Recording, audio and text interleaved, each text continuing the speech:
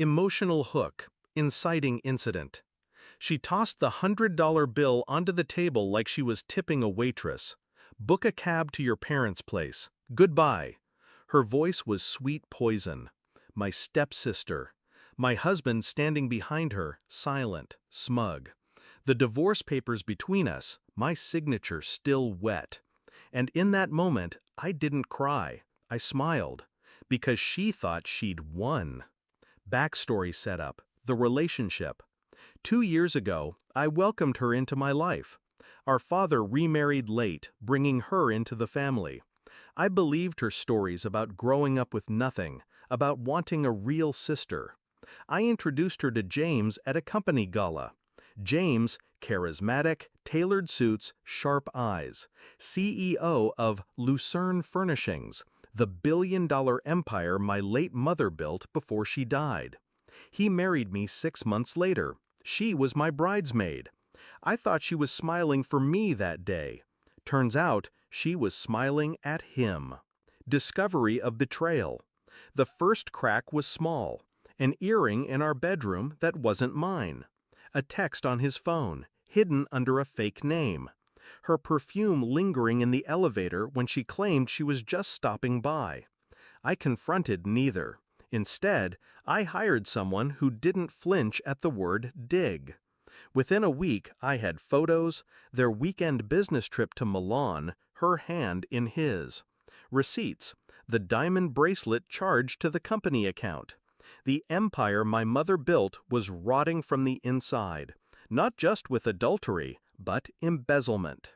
Shift in mindset, strategic planning begins. They thought my silence meant weakness, but I didn't scream. I didn't file for divorce right away. I started signing documents James never bothered to read.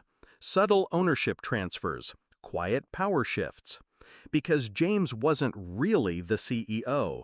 His name was on the press releases, but the controlling shares? Still mine. He was a puppet. My mother had made sure of it in her will. Execution of the plan. First, I gathered proof of their embezzlement, clear enough to ruin him legally. Then I rewrote the corporate structure, appointing an interim CEO in case of my unexpected absence. Finally, I let the divorce proceedings begin. When James tried to negotiate a financial settlement, I agreed, on paper. I even let him think he'd be walking away with half my stake. He didn't realize I'd already moved the shares into a trust under my sole control. My lawyer? The same one who handled my mother's estate. He knew every clause, every lock on the vault, and he was itching to see it snap shut. Climax and confrontation, which brought us to that table.